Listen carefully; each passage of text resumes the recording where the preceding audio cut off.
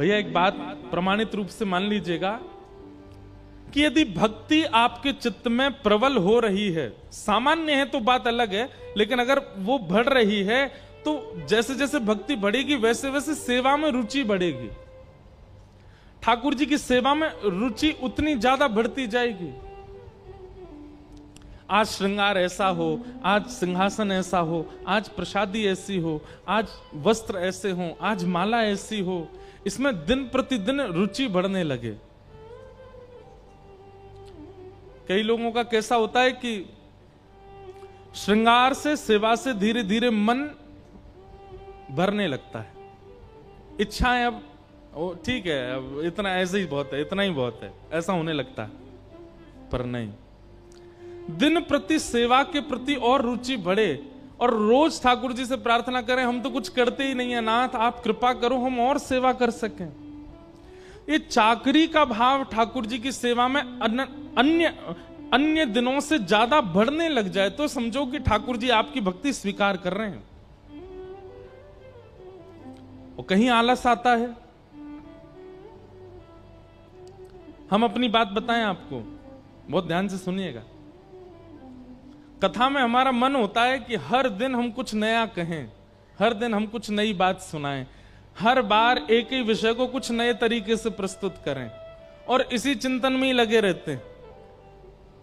भागवत जी हमारे लिए श्री गिरधर लाल जी एक तो हैं ही हैं ठाकुर जी, भागवत जी हमारे लिए प्रत्यक्ष गिरधर लाल जी दोनों हैं। वो ठाकुर जी का स्वरूप है, ये ठाकुर जी का अक्षर स्वरूप है। यहां बैठकर के हम क्या करते हैं, आपको कथा थोड़ी सुनाते हैं, हम तो भागवत जी का श्रृंगार करते हैं। किसी किसी को भा जाता, ये माइक गिर के मोहर लगा रहा, हाँ सही कह रहे हो श्रृंगार कर रहे हैं भागवत जी का। जैसे पुजारी श्रृंगार करता है तो पर्दा खुलते ही कई लोगों को तो ठाकुर जी इतने भा जाते हैं कि उनके नेत्रों से आंसू गिरने लगते हैं। कई लोगों को लगता है हाँ और मंदिरों की तरह ये भी ठाकुर जी में प्रणाम करो, चलो। ऐसे ही भागवत जी प्रारंभ होते ही मानो जैसे पर्दा खुला, आप सब दर्शन कर रहे हो, अब कानों से श्रवण करके दर्शन करना है। कथा सुनना बहुत कठिन काम है, सुन करके दर्शन करना ये क्रिया है। और यहां वक्ता क्या कर रहा है, भागवत जी के विषयों का श्रृंगार कर करके परोस रहा है। कई लोगों को भाता है, ऐसा भाता है कि नेत्र बंद हो जाते हैं, अश्रुपात होने लगते हैं, मन बुद्धि बिल्कुल एकाग्र हो जाती है, तन की स्थिति भूल जाते हैं। और कई लोग ऐसे होते हैं कि उनको बस ये लगता है कब समय पूरा हो जाए यहां से, ऐसा भी होता है। तो हम तो रोज श्रृंगार करते हैं और रोज भागवत जी के प्रति भाव रहता, आज कुछ नया श्रृंगार, आज कुछ नवीन श्रृंगार। चाकरी का भाव आना, प्रत्येक दिन आना, ये समझो कि आपकी सेवा ठाकुर स्वीकार कर रहे हैं। और हम तो नजर नहीं लगे हमारे भाव को, लेकिन हमको तो पता है कि ठाकुर जी हमारी भक्ति स्वीकार कर रहे हैं। कब तक करेंगे ये नहीं पता, पर अभी तो कर रहे हैं और ये करते ही रहें। और ठाकुर जी स्वीकार कर रहे हैं, इसका प्रमाण क्या है? नित्य नूतन, नित्य नवीनता। ठाकुर जी कौन है? नवनीत चौरम। कौन है? नवनीत चौरम। नवनीत किसको कहते हैं? मक्खन को। उसका नाम नवनीत क्यों है?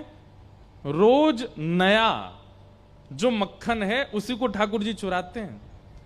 इसलिए नित्य कुछ नवीन भाव प्रकट होना, व्यास मंच से ठाकुर जी को प्रस्तुत करना ठाकुर जी का श्रृंगार है। और ठाकुर जी फिर उसको चुरा करके धर भी लेते हैं अपने पास।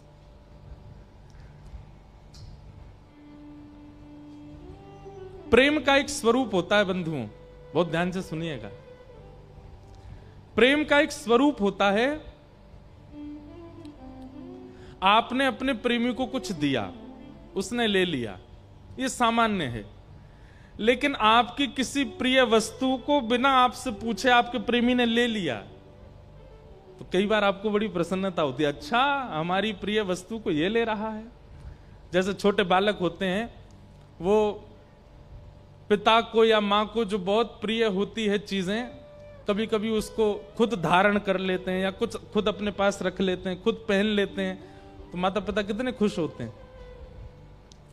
हमारा प्रेमी जब हमारी ही किसी प्रिय वस्तु को खुद लेने की इच्छा रखे, खुद पाने की इच्छा रखे।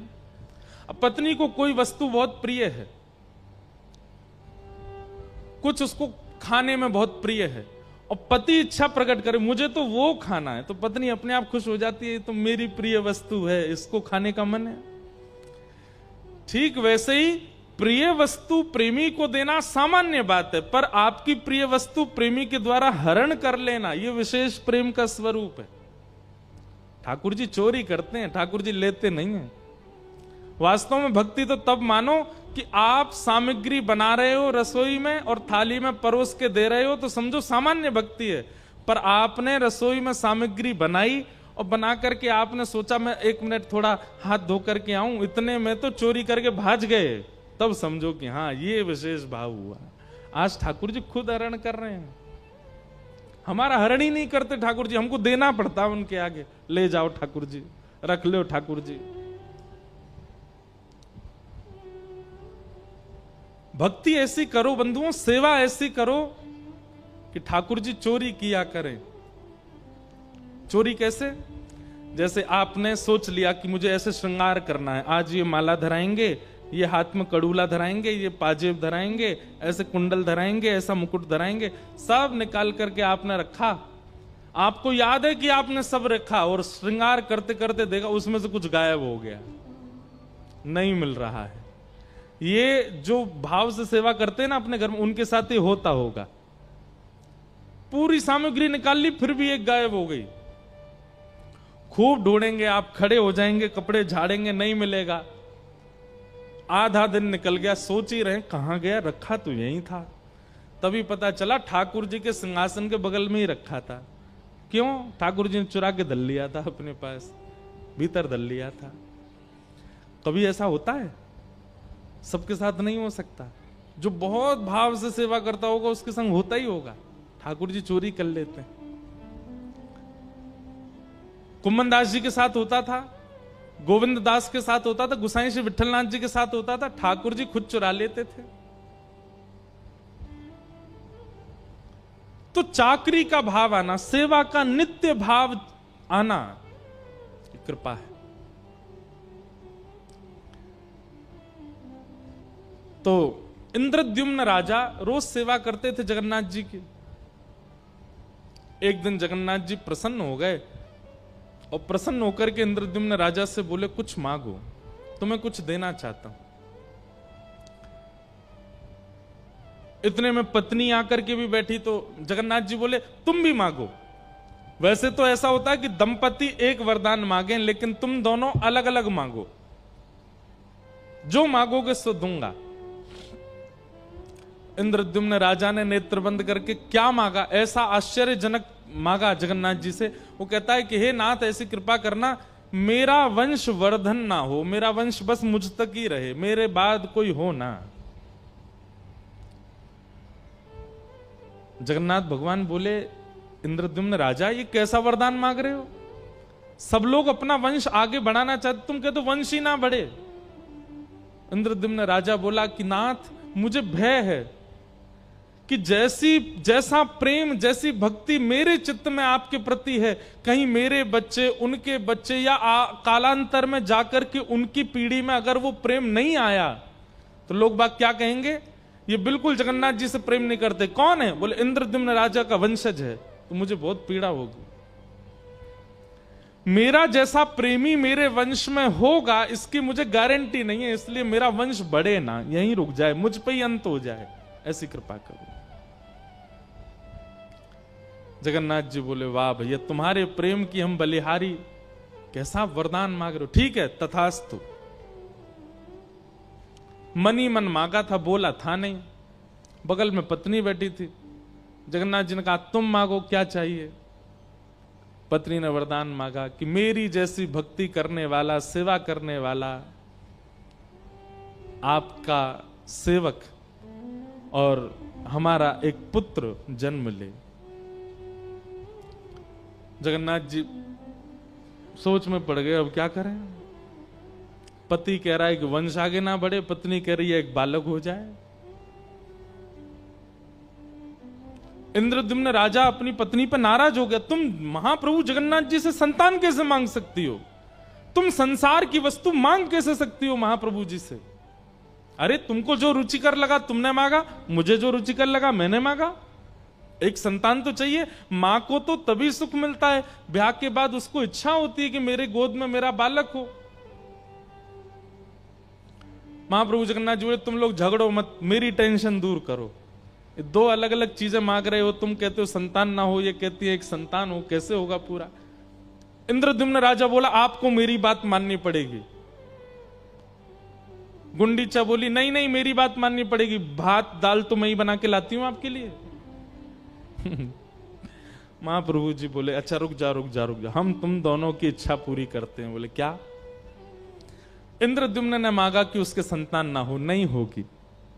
और गुंडीचा आप कहती हैं कि आपको एक पुत्र हो, तो आज से लेकर के जब तक इस पृथ्वी पर सूर्य चंद्र का प्रकाश है, मैं ही आपका पुत्र हूं। और मां, आपके मन में आ रहा होगा कि मैं तो परमात्मा हूं और मैं तो जगन्नाथ बन के बैठा हूं दुनिया को दर्शन देने के लिए,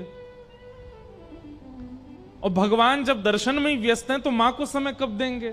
आप चिंता मत करो, बस ये समझिएगा मैं दूंगा थोड़ा ही समय, लेकिन दूंगा।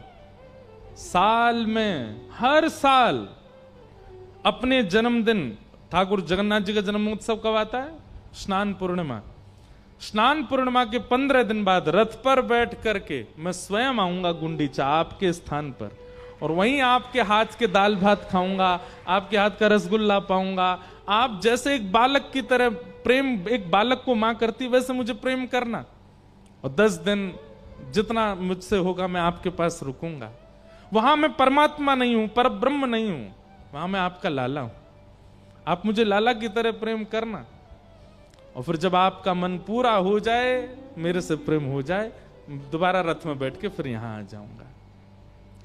अपनी मैया से मिलने जाते हैं ठाकुर जी रथ में बैठ करके, और मुझे श्लोक याद नहीं, जगन्नाथ जी का जिस मंदिर में जगन्नाथ जी विराजते हैं उसमें दर्शन करने का फल तो है ही, लेकिन गुंडीचा में जहां ठाकुर जी रथ यात्रा के बाद जाते हैं, वहां यदि दर्शन कर लिया, उस जो जगन्नाथ जी में श्री मंदिर में जहां जगन्नाथ जी विराजते हैं उसको कहते हैं ब्रह्मवेदी, और जहां ठाकुर जी गुंडीचा में विराजते हैं उसको कहते हैं जन्मवेदी।